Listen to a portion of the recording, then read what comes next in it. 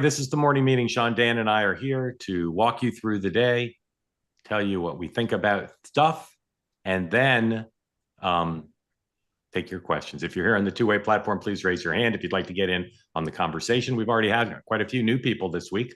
Let's keep the new people ball rolling. Raise your hand if you've never been on this program before. We'd love to hear from you. And if you're watching on X or on YouTube, go listen to the Elvis Costello song, What's So Funny About Peace, Love, and Understanding. Some consider it a Nick Lowe song, I know. And let that guide your spirit as you put stuff in the chat, which should not be it's smackable at all. Thank you for joining us. The president has two weird things on his schedule today. But before I show you that, let's look at the White House pool. Sean, the new media is Frontlines. What you got on Frontlines? This is a first, Mark. I am unprepared. All right. Somebody Google, put in the somebody Google, put in the I'm chat. Embarrassed. I'm turning in my badge. That's okay. That's all right. You're busy. You're busy today, which we'll get to in a moment. Noon, here's the president's schedule. Noon, a swearing-in ceremony for the ambassador to the French Republic and the Principality of Monaco. Perfectly reasonable event, closed press. Sean. Who is the French ambassador to be, we need to say, Jared Kushner's father? No. This is Jared Kushner's father. Yes. Yeah, Charles. Sean, the president's a busy guy. Sometimes literally heads of state or heads of government come to the United States and they don't get a meeting with the president. Why is the president having lunch with the chief of army staff of Pakistan? Why does that guy get a lunch? I got to imagine that there's something to, I would guess off the top of my head that has to do with Afghanistan more than anything else and sort of regional conflicts and staging but that it's a great question. I mean, that doesn't even rate the Secretary of Defense. That would usually be like the Army Chief of Staff of the U.S. Yeah, like I think if the Prime Minister of Pakistan wanted to come have lunch with the president would be like, sorry, got some fish to fry.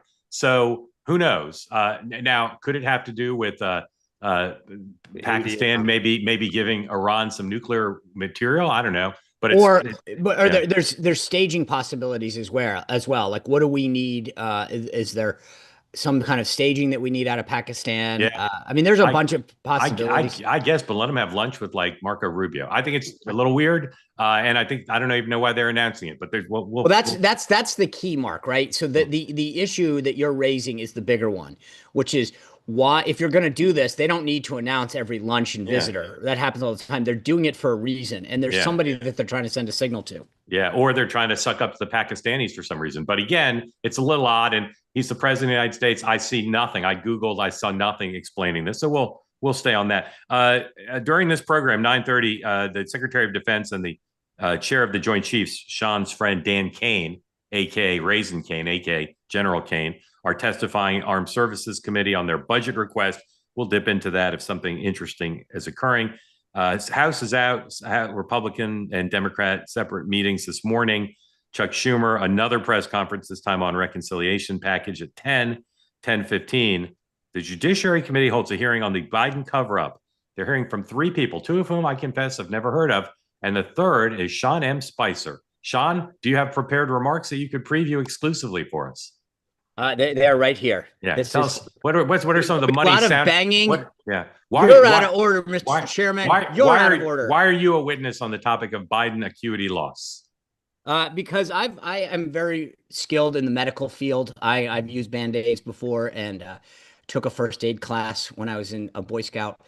They've asked me to testify for two reasons. Number one, to get a better understanding of the regular contact senior staff should have with the president. And secondly, to discuss the media coverage of President Trump's versus President Biden when it came to mental and physical acuity. So I will enumerate multiple circumstances in which legacy media outlets speculated without evidence on President Trump's mental and physical acuity. And yet those same outlets were silent during the entire Biden administration and show the contrast that was there. There may or may not be a couple pot shots at Karine Jean-Pierre. You'll have to live stream the thing, and we'll cover it tonight on my show as well. Well, we look forward to it. And Dan and I are both going to now give you lines for free that you can use if you need it. Dan, you first. Oh, please. Hold Sean on. A line. Got to get the pen. Yeah, give Sean a line that he can use if he comes under fire. Any kind of generic line that you think works? Oh, well sure. on I mean, I don't recall, or would be a good one if Yeah. All right. I some don't uncomfortable recall. questions that could Okay. be asked. Yep. Yeah. All right. Ready? Congresswoman, you asked a question. I'm going to Senator, answer it. Senator. Oh, Senator. Sorry. Senator, you asked me a question. I'm going to answer it. Stop interrupting. I like that one. Yeah. Yeah. All There's right. a few on this. We did a little murder boarding on this, and Yeah. you're right, because there's a few that we were like, it has a habit of interrupting the witness. Yeah. So Yeah. Mr. Chairman, I was asked a question. I think I'm entitled to answer it. This is you America. want, how about this one? This is still America, isn't it, Mr. Chairman? Yeah, and then there's the always. I've got this one. It's actually I'm pulling it out of my back pocket. Yeah. You want the truth? You can't handle the truth, Senator. Yeah, that's a good one. That will work. So you're going to stick to just the facts, is what you're telling me, yeah. Sean. At some point, Vladimir Putin today is taking questions from international journalists at the St. Petersburg International Economic Forum. That ought to be interesting. Housing start numbers came out a little while ago. I don't know what they were. The Fed makes their interest rates decision at 2, and then Powell has his press conference at 2:30. Supreme Court decisions expected at 10, a little early in the end game here to expect the biggies, but who knows? So look forward to that. That's the, we talked about this last week. If you think about a week ago, Abrego Garcia, he's coming back, all this stuff. We're in the rearview mirror. Then we go into LA riots. Then now Iran. I mean, so these next stories, and the question is, you got a Supreme Court case on birthright citizenship. You've got all these other things. Is there something potentially that could push this? I don't think so. But there's a lot of big stories that are going to come out over the next, the court has about 10 big cases that have to get decided. Are any of them going to rise to the level of getting attention? All right. Let's get to the news. I was going to start by making fun of the media, but since we just talked about a bunch of stuff that had nothing to do with World War III, I've lost the high ground. But I'll make this recommendation again. If you don't have YouTube television, you're making a horrible mistake. It's the best way to watch linear TV. And they now have on the iPad a quad split. So you can watch ABC, CNN. When you say on the iPad, you have to watch it on the iPad? The quad split does not exist on the iPhone, but it does exist on the iPad. Okay. So all right, that's a good pro tip. So there's Fox News, CNN, MSNBC, and the fourth one they fill with BBC. And you can talk, you just double tap and the audio jumps around. It's spectacular. So I'm watching at the gym this morning thinking, well, I'm gonna catch up on World War III before we start. So here's what they're covering. MSNBC is covering, apparently there's something called the NHL hockey something. There's a team from Florida that won the Stanley Cup. Fox is covering the Idaho murder trial. CNN, most trusted name in news, is covering the Karen Reed jury deliberations. And BBC was covering Ukraine. At least that's a news story. Anyway. By the way, can I make one point here, Mark? I still don't know what the Karen Reed. I don't know if I just tune it out. You and I both. We're going to get through the verdict without ever knowing. She ran somebody over, her husband or somebody. It's a cop, right? Anyway, I don't know. In any event, I'm kind of amazed the world is not transfixed here. President Trump continues to deliberate. They've widely put out, I wouldn't even call it a leak. They're just telling people he's thinking about doing this. And what this is unknown. I hope there are people staking out the base in Missouri where the B-52s would leave from, because that would be a good tell. But he faces this decision. The main thing that's happened overnight is the Iranians, both the Ayatollah and their UN ambassador, have come out and defiantly said, do not threaten us, Mr. President. Here is CNN reporting on the Ayatollah's statement. 103, please. This threat, let the Americans know that the Iranian nation is not one to surrender, and any military invention on their part will undoubtedly result in irreparable damage. His remarks come. Okay. Here's more. By the way, last night he puts out this statement that we're going to rain all sorts of craziness in the next 24 hours, and nothing happened. I thought that was a big mistake tactically. If you're going to start telling people that you can do stuff and you don't do it, I mean, they fired 10 missiles. I think that doesn't that undermines their credibility going forward. So I think in fact, I would look at, if I were President Trump, and go, all right, if that's their idea of a threat, Yeah, although you could say the same thing about the president if he doesn't drop bombs on them. All right, just a couple of things more from the Ayatollah. 104, please.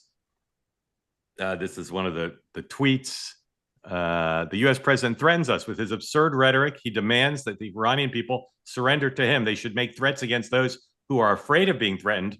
The Iranian nation isn't frightened by such threats. And one more from the Ayatollah, number 105. Obvious reference to the Cheap Trick song. It is wise to tell the Iranian nation to surrender. What should the Iranian nation surrender to? We will never surrender. That's the Cheap Trick reference. In response to the attacks of anyone. This is the logic of the Iranian nation. This is the spirit of the Iranian nation. Dan, does President Trump have any option now but to go forward with helping Israel destroy Iran's nuclear program? I don't see how, but I actually read those tweets as somewhat good news because he is not threatening to respond. He's saying there'll be irreparable damage to what, our relationship? Okay. Like, I actually wonder if he is signaling we are not going to hit back. Like, if there's a shadow war, you're going to take out Fedorov, but don't go any further. Don't decapitate the leadership. Like, we won't do anything.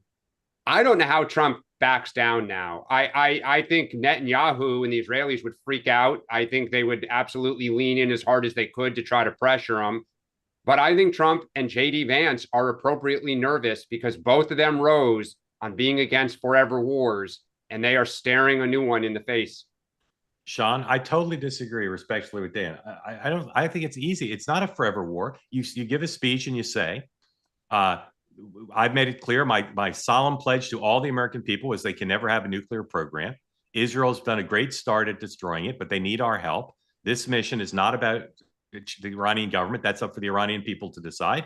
It is a limited mission that was launched, 24 hours ago, secretly, to destroy a nuclear program. The Iranians have cheated. They can't have these weapons. Thank you very much. No troops on the ground. Good night. Good luck. Iranian people, we love you. Do the right thing. I think the problem, and Dan brought this up yesterday, is then what, right? So first of all, I'm not convinced that it is entirely limited to the big Buster bomb. Like, there are other tactical ways in which I think the U.S. could look at this, which would be less sort of shock and awe.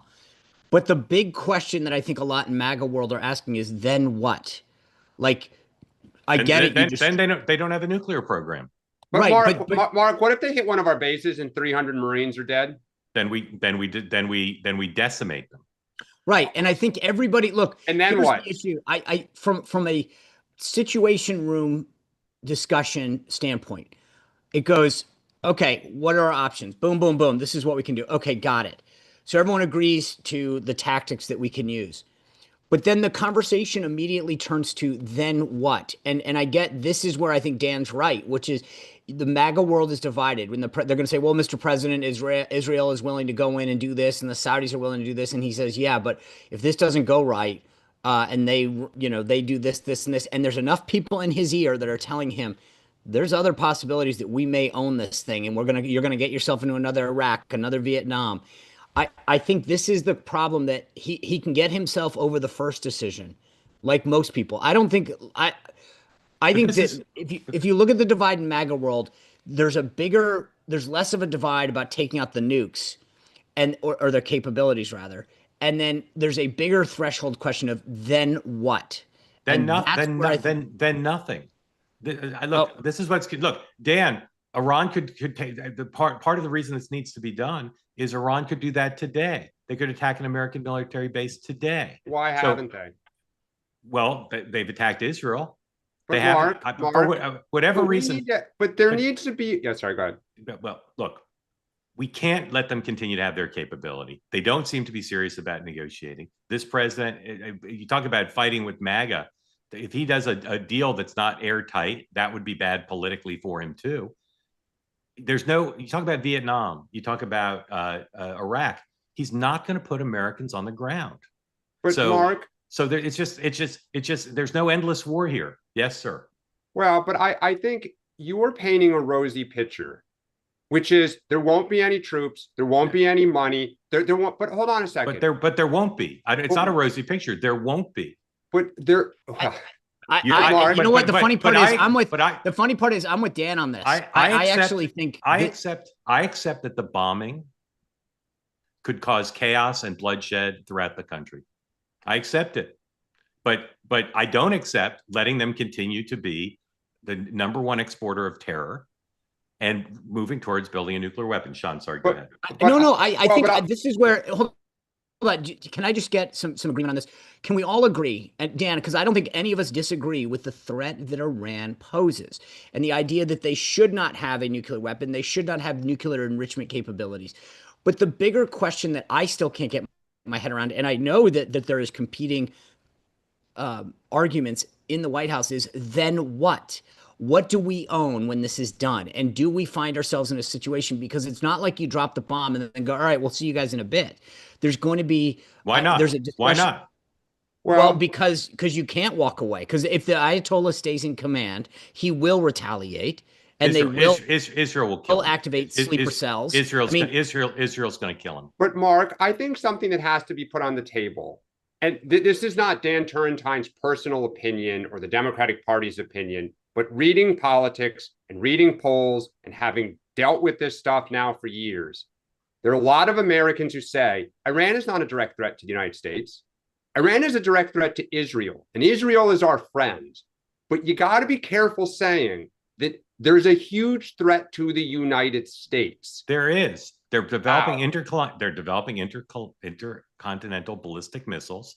Okay, but they're not there yet to reach us. Right, but this is the time to stop them before they're there to reach us. But you know what, though, Mark? Again, and this is not my personal view, but there are tens of millions who feel like it's just like with the Ukraine war, not a direct threat to us, right? It could become one, but it's not. And so when you say, well, Israel will take out the government, Israel will do this, who supplies Israel with most of their stuff? United States. That's why the Ayatollah, if he's serious that the U.S. shouldn't get involved, he should be attacking U.S. military bases now, because we're heavily involved already. There's two other things that we're not mentioning. One is thing Russia and one is thing China. And the issue is that maintaining that balance between not provoking them to come to Iran's defense right now, because this is, again, the balance that has to exist, and no one knows those X factors. You see Chairman Xi talking about we need to take the temperature. I mean, like, I don't know what back channels they're doing with him, but we've got to make sure that we don't. These things have a way of escalating. I am a believer. I'm with you, Mark, on the idea that, to me, Iran poses an existential threat, whether it's today, tomorrow, or next week. It doesn't matter. If you have the opportunity, you take them out. Take the shot. Go. But we need to be very, very aware of what happens next. And that, I think, is what the president is faced with right now. And there's competing views on how to make that. I'll also just say this. Trump likes to be on the side of victory. He loves to be with the hot thing, right? So now he's claiming we own the air and like all this stuff that is just factually not true, right? Because he likes to project strength and victory. I'm sure what is making him nervous is, if this goes sideways, I own the whole thing. I cannot blame anybody else. No one dragged. I mean, he can go after Netanyahu, but like, good luck with that. We know very little about who's taking what positions internally. But we do know that the White House is telling everybody who will listen. Some of it came from the Europeans and the Israelis, but the administration officials are telling everybody the president is considering this. I call it the mother of all trial balloons. The reaction, I think, has been, if you're trying to see what the traffic will bear, I think the reaction's been pretty good, with the exception of the Ayatollah and a few members of Congress. I don't hear a huge outcry around. I mean, there's been one poll that shows 85% of America's against this. It depends on how you ask it. I find the polls on this to be silly. You know, we try to be forward looking on this. So let me just inject this. I think that I've never seen the president so decisive on his resolve and commitment to address an issue. A lot of times he talks about both sides, and I'm hearing from this, whatever. He has reputed Tulsi Gabbard, Tucker Carlson, and others, and been very clear about Iran's capability and the need. And then his truth socials have only gotten stronger. There is rarely a situation especially on foreign policy, where the president has exhibited this kind of strength and fortitude. I think that, look, if I were Iran, they need to understand that if you study President Trump and look at the arc of how he dice, where an argument goes, this to me is at a 9 of a 10, and saying, so if they have any hope of dialing this thing back, I would be sending, fruit baskets his way quick, because the statements from the Ayatollah are not going to take this temperature down. And I think, if anything, strengthen his resolve. And the president's going to say he doesn't want a deal. That's the key. He doesn't want a deal, and he's going to take this guy out. I agree. And I don't know how they back off now. Not just because Paul Gigot says they can't back off, but they're just too out there. I don't know what excuse he would give, because he said, unless Iran surrenders, I don't see an out. All right, 2 more things on this story. Then we're going to cover a couple other things, and then we're going to go to your questions and comments. So if you're here on the two-way platform and you want the honor of a lifetime to talk to Sean and Dan, please raise your hand and you'll have that opportunity. Also, real quick, from a sponsorship standpoint, I know we got to do this on the fly. If you want to sponsor this show right now, I will ask your question in the United States Senate today as well. So go to Mark. What's the link? Because we got to do this on the fly. If you sponsor the show, in the middle of my testimony, I will spurt out your product and just say, on behalf of the two-way community, there you go. Sponsors at twoway.tv. Just say what you want. Now. You got to act now. You got to act now. And it's got to be, this is bigger than Mark getting tickets at whatever game he goes to. Like, I want to see something real. And I will, in the middle of the thing, talk about, your sneakers or whatever, and just say, Chairman, can I pause for a moment to eat, to drink this drink or whatever? But you'll get it. It's huge. Make Donald Trump proud. Product placement. All right. Serious up for a moment. This is 110, please. It's a picture of a little girl, 7-year-old girl, Nastia Borek, who was, the Israelis say, was killed by an Iranian missile in a residential building in Israel. 7-year-old Ukrainian girl who came to Israel from Odessa to receive life-saving treatment at one of Israel's best hospitals. Getting a lot of coverage in Israel today, as you can imagine. Horrible story about her being killed, and that's going to get attention. And I wouldn't be surprised if the president did take action if he talked about that. Now, on the matter of Ukraine and Israel, as we've talked about the last couple of days, or not Ukraine and Israel and Iran, there's a division within amongst Trump supporters about whether it's a good idea or not. 2 very, very smart people sat down yesterday to discuss this. Ted Cruz, senator from Texas, and Tucker Carlson. Both are hosts of shows. When I saw that they were talking together, I wondered on whose show it was, but it was on Tucker's show. And Ted Cruz, who went to an Ivy League college, very bright guy, worked on the Bush campaign in 2000, decided to go talk to Tucker. And I don't know what he was expecting, but this is what he got. How many people live in Iran, by the way? I don't know the population. At all? No, I don't know the population. You don't know the population of the country you seek to topple? How many people live in Iran? 92 million. Okay. Yeah. How could you not know that? I don't sit around memorizing population tables. Well, it's kind of relevant because you're calling for the overthrow of the government. Why is it relevant whether it's 90 million or 80 million or 100 million? Why is that relevant? Because if you don't know anything about the country... I didn't say I don't know anything about Okay, what's the ethnic mix of Iran? They are Persians and predominantly Shia. Okay, it's not even... You don't know anything about Iran. So okay, I am not the Tucker Carlson expert on Iran. You're a senator who's calling for the overthrow of the government. You're the one who claims anything about the country. No, you don't know anything about the country. You're the one who claims they're not trying to murder Donald Trump. You're the one who can't figure out if it was a good idea to kill General Soleimani, and you said it was bad. You don't believe they're trying to murder Trump. Yes, I do. Because you're not calling for military strikes against them in retaliation. And if you really believe that... We're carrying out military strikes today. You said Israel was. Right, with our help. I said we. Israel is leading them, but we're supporting them. Well, you're breaking news here, because the U.S. government last night denied, the National Security Council spokesman Alex Pfeiffer denied on behalf of Trump that we were acting on Israel's behalf in any offensive capacity. No, we're not bombing them. Israel's bombing them. You just said we were. We are supporting Israel. High stakes. You're a senator. If you're saying the United States government is at war with Iran right now, people are listening. Okay. Dan, 2-part question. What's your forward-looking lesson from that exchange? And second, What year was Fenway Park built? Wait, you're going to come on this show without knowing what year Fenway Park was built? Are you serious? Mets fan. Are you serious? I take pride in not knowing You think you can come tell people your views of American government and politics without knowing what year Fenway Park was built? Disgusting. Outrageous. It's a joke. Just a joke. All right, Dan, what's your forward-looking lesson from that exchange? One, be prepared if you're going to go on Tucker Carlson and you're going to go on certain podcasts and with certain people who are pretty animated about this. That was remarkable. You don't see that very often because usually stuff's pre-baked and you know the audience. It's usually friendly, and if it's hostile, you have a game plan to kind of deflect. But look, I said this yesterday.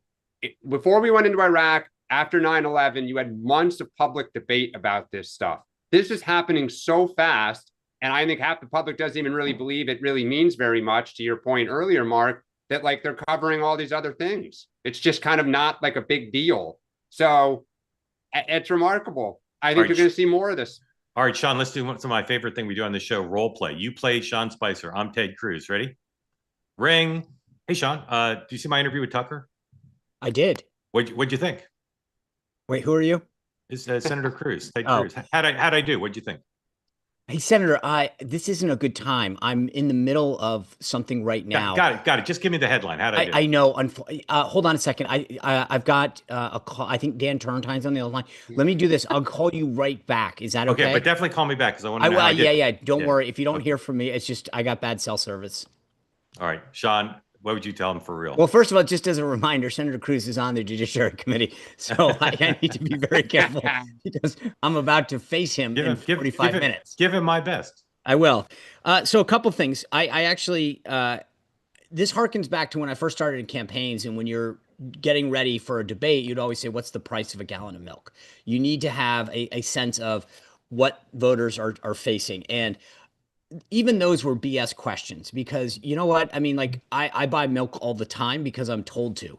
My wife will say, go buy a gallon of milk. Here's exactly what you need to buy. 1%. Coconut or almond?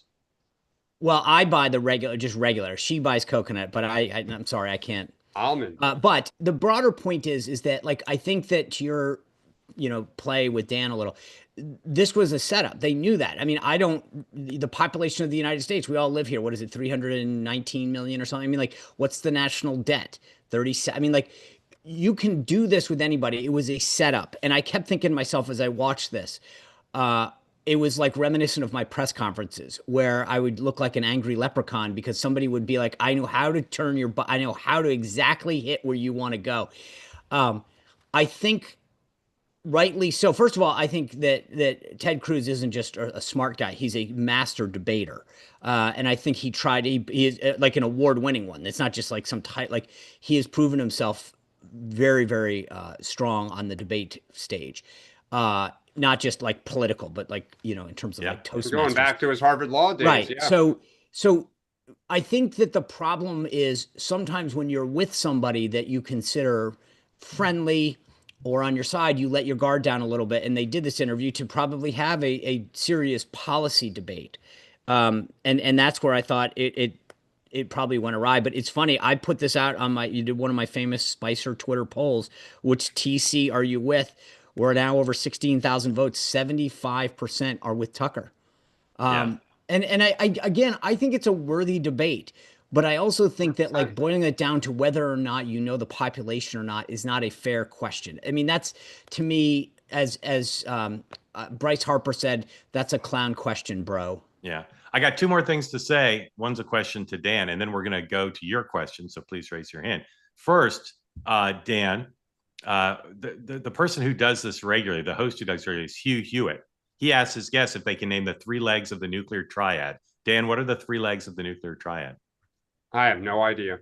Don't go on Hugh Hewitt, dude, till you Google that. Not only that, but to your point, Mark, when you go on Hugh Hewitt, it's not just a question like that. He'll talk about like the origins of the Quds Force. Like if you don't, I remember at one point early in my career, I said to my boss, oh, guess what? I got us booked on this particular show. And he looked at me and said, why? And I thought as a press secretary, it was pretty cool to get on the show. Like I thought, and my boss was like, dude, that's a recipe for disaster. And sometimes it was a reminder to me that I've carried with me going forward that think about why you're doing what you're doing, right? So I mentioned before, there's various tactics, but what's the strategy? What are you trying to accomplish? And too many people, when I do trainings for media trainings, I always joke that I said, don't put the secretary in press secretary. And what I mean by that is when you pick up the phone, it's like, hi, this is the Washington Post. Can we talk to your boss? And you go, yeah, boss, the Washington Post is on the phone. That's the job of a secretary. That's not the job of a press secretary. He says, what do you want to talk about? Why my boss? What have you written about this before? What are we going to be doing to add to this story? Is it worth our time? Is it smart to be part of this? And I think sometimes the reflexive nature of people is to say, sure, I'll go on Tucker, or I'll go testify, or I'll go do this, and not think through, what am I getting out of it? What are the forces against me? What am I going to face, and how am I going to do this? Again, if everybody watches that right now and says, is it smart to go on Tucker? You better be willing to do a day of wargaming and murder boarding of that to say, is it smart? I went on Tucker for 3 hours. I didn't prepare. Yeah, but he's not. But to be fair, just kidding. Just kidding. I was kidding. First of all, that would be a first. I would be shocked if Mark Halperin didn't prepare for walking down the street the way I know you. So I didn't prepare. The three legs. You did wear sometimes take the compliment. All right, thank you for that. The three legs of the nuclear triad are land, sea, and air. Now, stipulating one more topic after this, and then your questions. Stipulating that I like Ted Cruz. I've known him since the Bush campaign in 2000. I think he's a great guy. I think he gets a bad rap. I think he's funny, interesting. He's a great dad, etc. But this is the best Ted Cruz joke, and it's a riddle. Dan, I'm going to give it to you. Why do people in Washington always take an instant dislike to Ted Cruz? Why? In order to save time. It's one of my favorite Ted Cruz jokes. All right. Lastly, Sean, tell everybody who Sergio Gore is. Sergio Gore is currently the assistant to the president and director of presidential personnel. That's the person that literally decides if you want a job in the president's administration, you want to serve on a board or commission or be the secretary of anything, you have to go through Sergio Gore and his team. They vet people. Yeah. They do whatever. He's been a longtime confidant of Don Jr. Yes. He worked for Rand Paul for ages and kind of handled all of his comms and strategy. Yep. And he also jail briefly, didn't he? No, that was another. No, you're thinking of somebody else. Yes. So Sergio, as Sean said, very close to Don Jr., started a publishing company with Don and published at least one of the president's books. So he is and like most people who get the job of presidential personnel, he's very close to the president. Somebody decided they didn't want Sergio to thrive. This is a New York Post headline, 107. Now, I've told you this before. When you see, quote unquote, investigative exclusives, particularly in the New York Post, the finest newspaper in America, and I mean that, don't think that Steve Nelson and Diana Glebova woke up and said, let's devote a lot of shoe leather to breaking the story of Sergio's not being vetted, which is what this story is about, that he has not submitted the paperwork required of the people he's hiring yet. They didn't wake up and decide to investigate it. Somebody who wants to do damage to Sergio went to the New York Post, who will publish stories like this without, I would say, tons and tons of due diligence. Sean, who is after Sergio? I know the answer to this question, so I want to hear. Can I pass and come back? I just want to hear because you don't want to name the richest man. No. You took my name, Elon Musk, 100%. No, it's not Elon. Musk took out his NASA guy. Musk kicked him in the ass on the way out. Dan and I think it's Elon. Who do you think it is? I think it's NSC holdovers. Interesting. Oh, not interesting. Just think about this. Yeah. It was Sergio that walked Laura Loomer into the Oval Office to take out the NSC staff. Yes, it was. Right? Who do you think knows about national security matters, of which an SF-86 kind of is relevant to? All right. Well, we'll get to the bottom connected. Of it. Yes, that's good. We'll get to the bottom of it. All right. Time for your questions. If you've got one, please raise your hand as you come in. We'll ask you to unmute, and then, and only then, will we ask you to tell us where you are coming to us from today, what is on your mind, and anything else you'd like to say. And we start with the good doctor. Dr. Simon, welcome in. Thank you for joining. Oh, you're muted, doctor. Nope. This is an awesome show. You guys are the best on TV, podcasts, anything. The way you interact, especially you, Dan.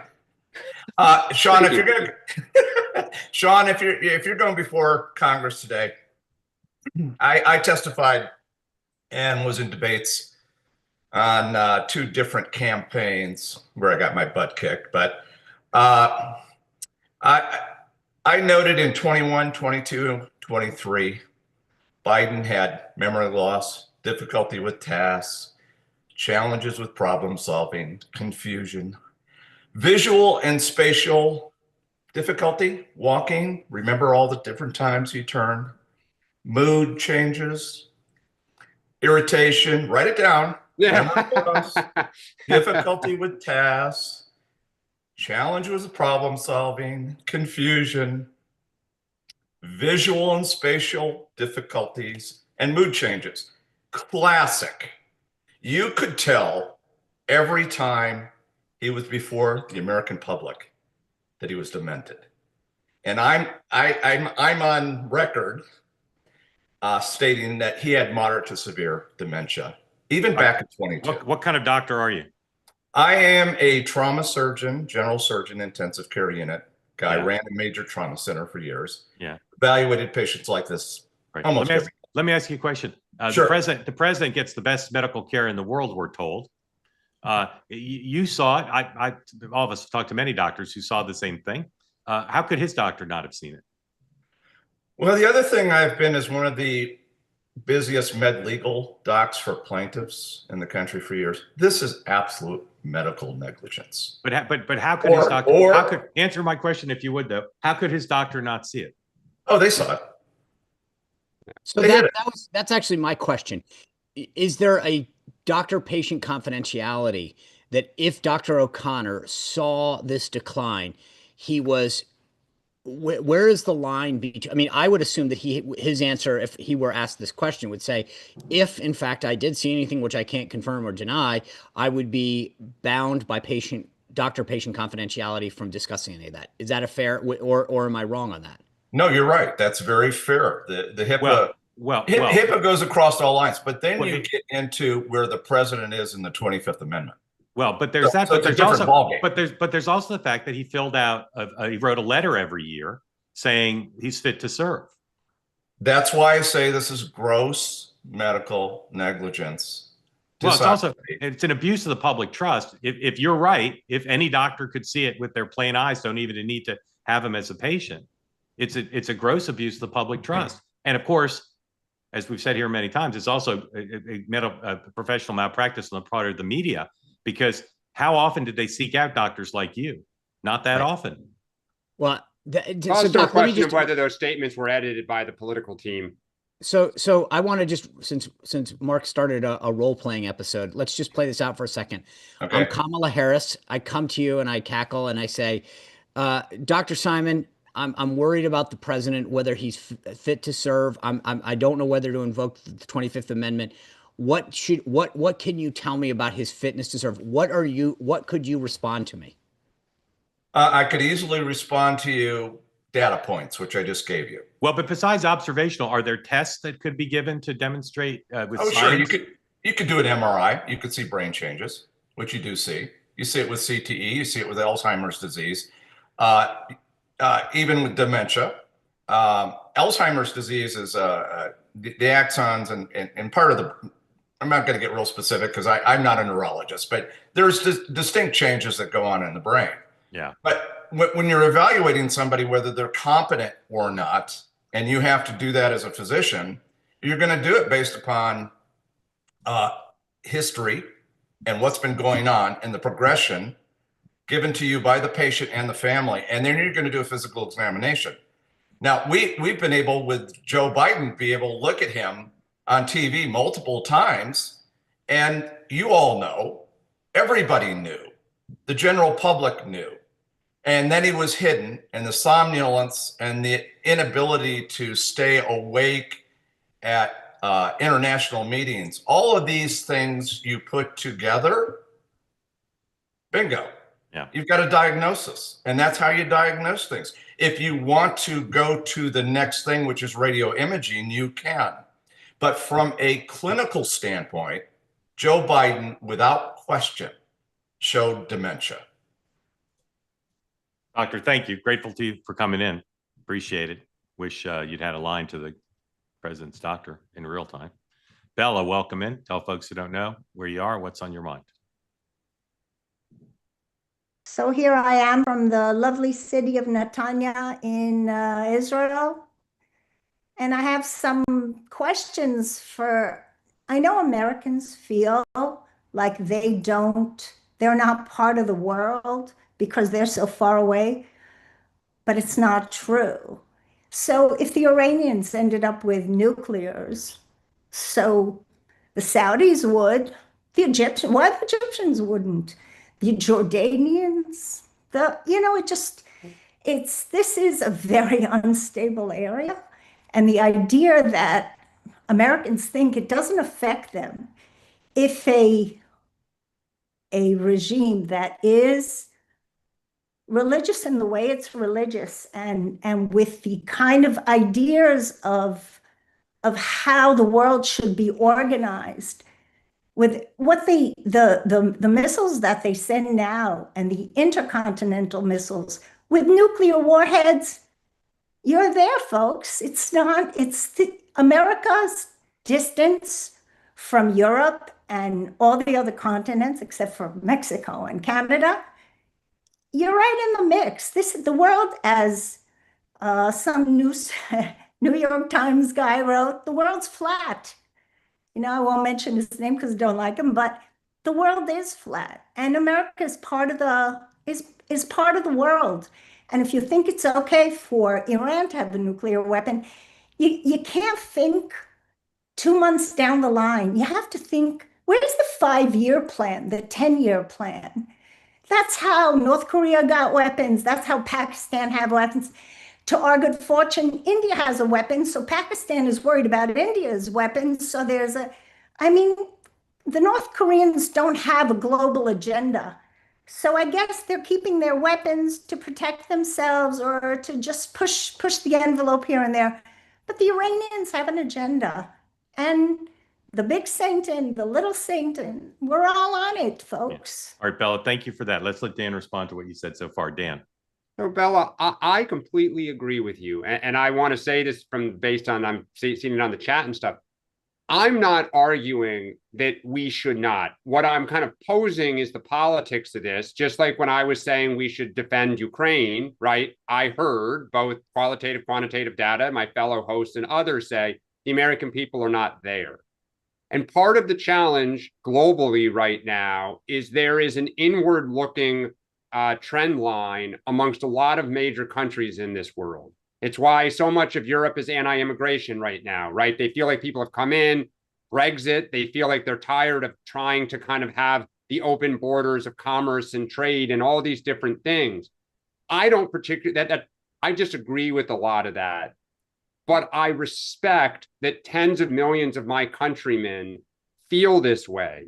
And it's not just MAGA.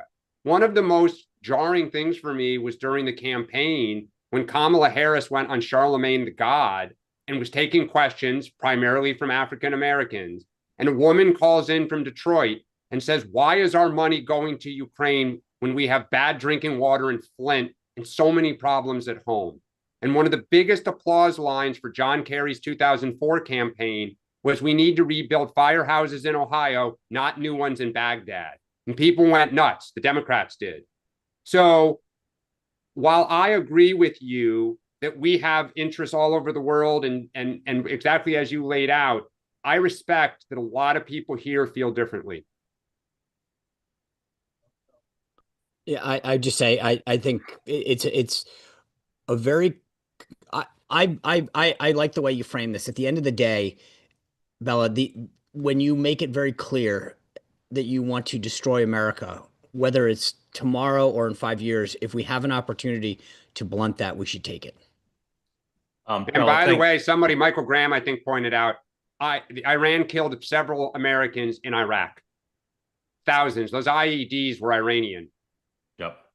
We got one good sponsorship inquiry, Sean. I'm not sure we'll have it locked up by your testimony, but thank you for that. Bella, thank you. Appreciate it. Please stay safe. El Mac, welcome in. Tell folks who don't know where you are and what's on your mind. How's it going, Mark? It's Lee. I'm in New Jersey and just wanted to ask, what are the chances that the the Ayatollah just head off to Russia like the Syrian regime did? Yeah. Good question, Lee. Sean? Great question. We're looking for an Ayatollah field trip? That would be victory. I mean, if Pakistan, maybe. That's why he's meeting with the Army Chief of Staff. I mean, look, anything's possible, but I think that would be, to me, that's a pretty close win. If he bolts, that would definitely, in my mind, and I admittedly not the biggest Iran expert. I don't want Tucker coming after me here, but I will say that I got to imagine that would inspire the Iranian people to rise up if they saw the leader bolt.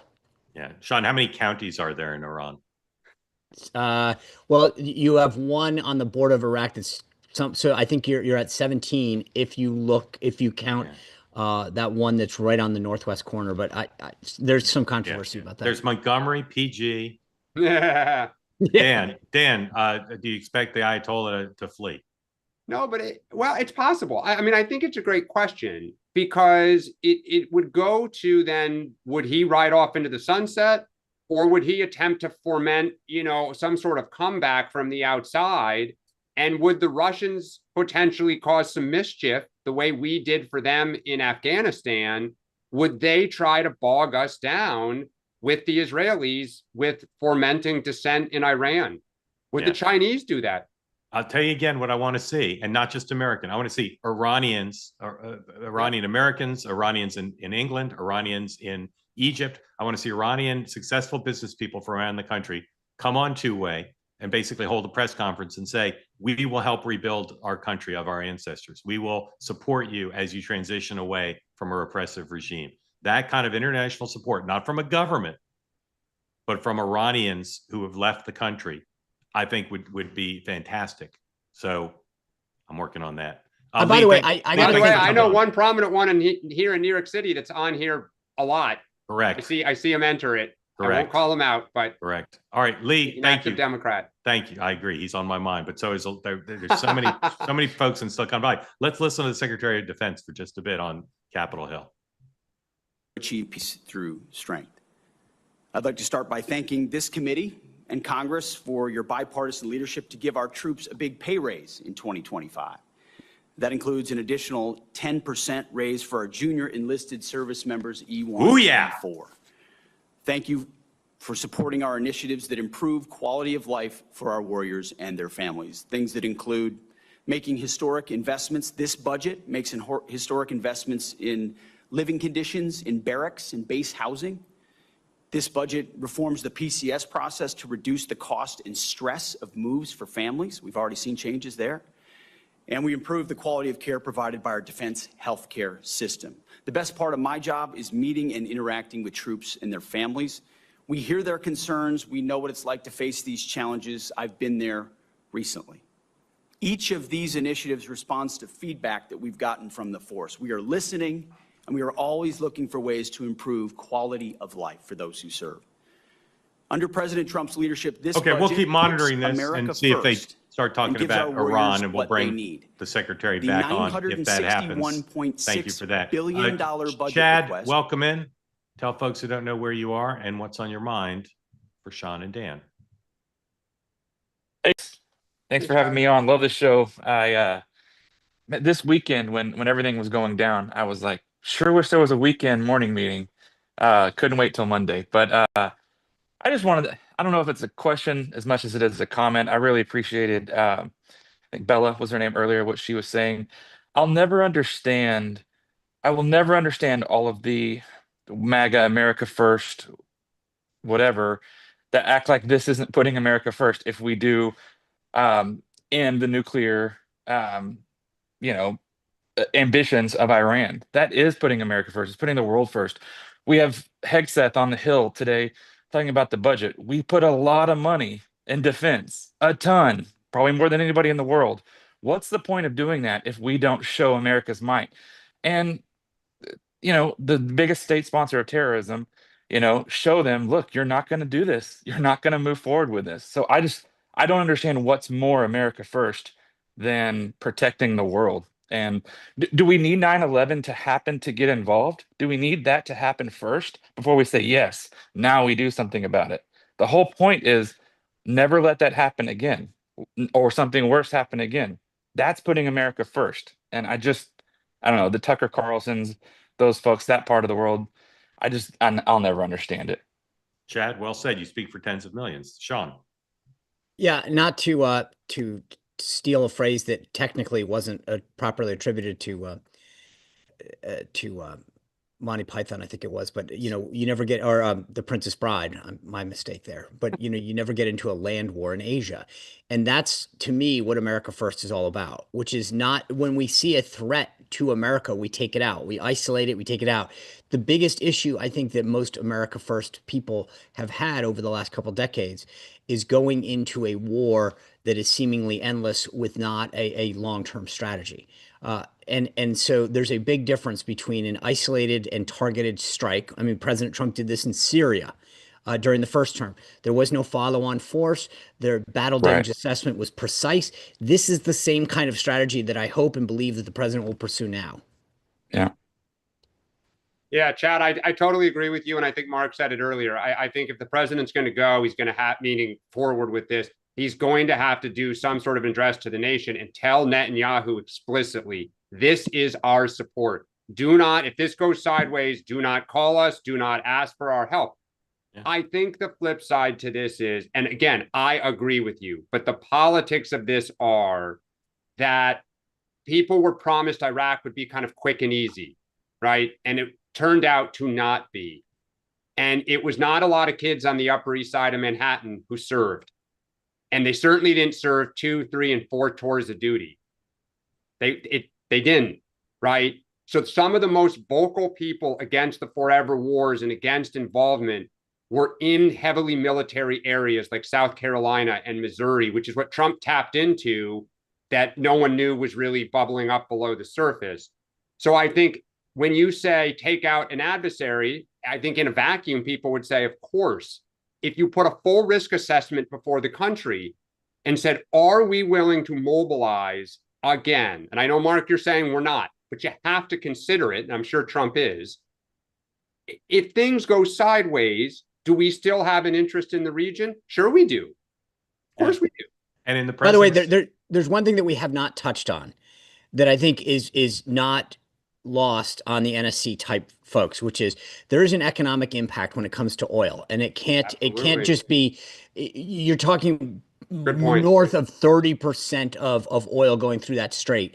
And so I know but you can't have a discussion where that doesn't come up at some point and say, how is this going to economically impact the country?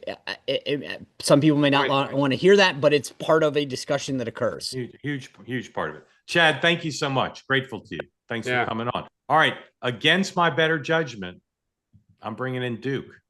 Duke, welcome in. Unmute. Don't ruin the show. I can mute you at any time.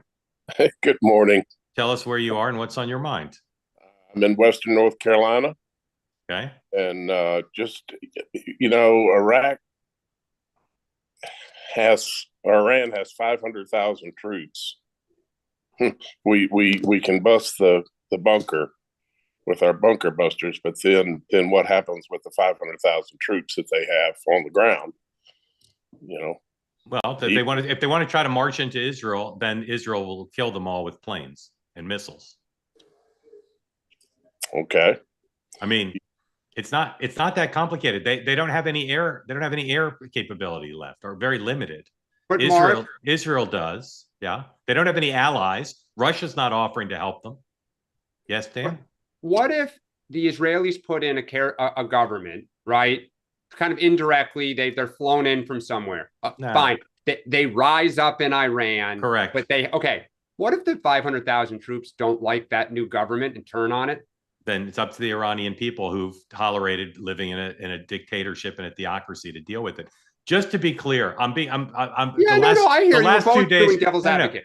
Not just devil's advocate. I'm overstating the case. I am with Tucker Carlson to a large extent because I know history and I see what nightmare scenarios have developed when America has done things. But I'm also a student of history and know the problem comes when you put Americans on the ground and when you try to shape the new government or you try to overthrow a government. Those things don't typically work, and I wouldn't advocate those things. But yeah, we're not very good at it. Yeah, we have no success at it. I mean, I'm amazed. I still talk to people who defend the Afghanistan presence.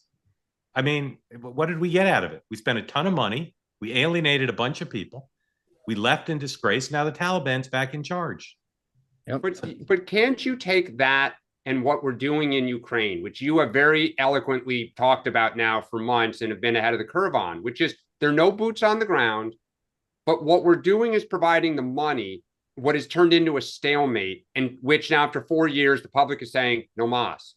So if Iran goes through years of this and we're backdooring money through Israel into Iran to this government, at what point, Mark, then if 5 or 10 years on in a region that has a history of this for 5,000 years, do we then say, what are we doing? But because the president would say, if he's listening to me, is that Cruz, we're not Harris? All we're doing is eliminating their nuclear and missile program. That's it. That's the mission. That's what we're doing. So that's what Bibi signed up for. We're not Israel, Sean. The key phrase, I mean, you were joking, I know, but when you said if the president was listening to me, and on decisions like this, the key thing is who is the president listening to? And you've got the CENTCOM commander, you've got JD Tulsi, who he's publicly made clear what he believes of that. We haven't even talked about that. You got Rubio. I mean, my point is when you look at the people surrounding. Hold on. Is this happening right now? Yeah, 9:55 it says. Sorry, Sean. Go ahead. No. Let's hear from him. I think that's more important. Then if it lowered 2 points, I'd pay about 2 points less. And that's for 10 years, 12 years, 15 years, 5 years. It's hundreds of billions. It's even trillions of dollars that we're going to lose because of this too late. I call him Too Late Pal because he's always too late. I mean, if you look at him, every time I did this, I was right 100%. He was wrong. Maybe I should go to the Fed. Am I allowed to appoint myself, Doug? I don't know. Am I allowed to appoint myself at the Fed? I do a much better job than these people. So anyway, we should be 2 points lower. It'd be nice to be 2.5 points lower. We'd be saving $800 billion, $700 billion. That's a lot of money, right? Think of it for nothing, for absolutely nothing. We'd save $600, $700, $800 billion. We have, I think we're 38th now in interest, and we should be number 1. We should be the lowest. But, and by the way, if he's worried about inflation, that's okay. I understand that. I don't think there's going to be any. So far, there hasn't. I mean, we have almost no inflation. We've done a great job. When I came in, we had a lot of inflation. We went through 4 years of the highest inflation in the history of our country with Sleepy Joe Biden. And Sleepy Joe. And he didn't know Call him Sleepy Joe. And so we had I'm going to make that the note. highest inflation we've ever had in the history of our country. And then it came down because when I got elected, it started dropping because people understood that I knew what I was doing. But now we have a man that just refuses to lower the Fed rate. Just refuses to do it. All right, And, we got to end. So go ahead and wipe the president off the screen. He hates me, but that's okay. By the way, he is putting up 2 flagpoles right now. Yes. On the White House grounds. Forgot to mention that. The irony of like hitting interest rates high, but then bragging about inflation coming down. You can't make it up. No. You just can't make it up. Not in classic economics. Sean, what do you have tonight? Well, we're going to break down everything I do in the Senate today. So right. I'm going to just do a lot of recap because I have a feeling this could get fun. All right, and then we'll talk about the flagpoles, of course. Okay, we'll do some recapping of that too on Two-Way tonight, and Larry will be joining us. Oh, if I knew that. Yeah, and maybe somebody else. All right, but earlier today, help me out, guys. Just start throwing promos up on the screen because I've had some problems. Noon Eastern Time. Citizen McCain, Megan's guest, Nikki Schwab, the chief campaign correspondent for the Daily Mail. That's today at noon Eastern Time. Watch it on the Two-Way platform to get your questions into Nikki and Megan, or stream it live or on demand on YouTube or X. And then tonight, after Two-Way tonight, 7 p.m. Eastern Time, Bridget Fedesi will be on. Bridget's Real America. And she'll be talking about therapy. Have you gotten it? Has it helped you? Has it hurt you? The topic of therapy with Bridget and the Two-Way community, 7 tonight. Again, you can watch it on this platform, or you can watch it on YouTube or X. Please join Bridget this evening. Noah and Paul, am I forgetting anything? Are we good? We're good. All right. If you've got SiriusXM now, you can turn right over in 4 minutes and hear me talking to Michael Smerconish, my regular Wednesday appearance. I will see some of you there. Thank you for watching. Thanks to everybody who raised their hand and participated. And the three of us will see you in 23 hours. Wish me luck. Right here. Good luck, Sean. Yeah, Sean, go get him. Mr. Chairman, I demand. I'm going to be indignant. Have a good day, everybody. As if you could be anything else, Sean. Come on. It's